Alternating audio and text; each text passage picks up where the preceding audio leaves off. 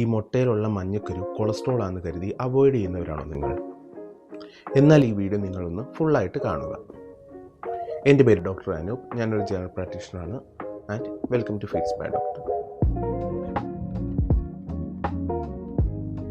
കോഴിമുട്ട എന്ന് പറയുന്ന ഒരു പെർഫെക്റ്റ് നാച്ചുറൽ പ്രോട്ടീനാണ്. കാരണം അതിൽ നല്ലതുപോലെ പ്രോട്ടീനും അടങ്ങിയിട്ടുണ്ട്, ഒപ്പം കാർബോഹൈഡ്രേറ്റ്സിൻ്റെ അളവ് വളരെ കുറവാണ് അതിലുള്ളത്.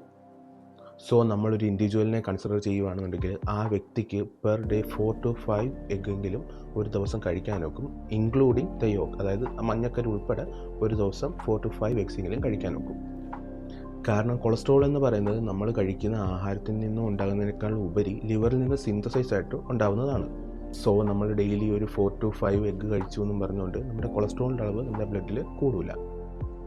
ആൻഡ് വിത്ത് ദാറ്റ് ഈ ജിമ്മിൽ പോകുന്നവർക്കൊക്കെ it's a better food for building muscle. And അതിൻ്റെ ഒപ്പം തന്നെ ഈ മുട്ടയ്ക്കൊക്കെ ഗ്ലൈസെമിക് ഇൻഡെക്സ് ഭയങ്കര കുറവായതുകൊണ്ട് ഷുഗറൊക്കെ ഉള്ള ആൾക്കാർക്ക് അത് അവരുടെ ഡയറ്റിൽ കൺസിഡർ ചെയ്യാൻ നല്ലതാണ്.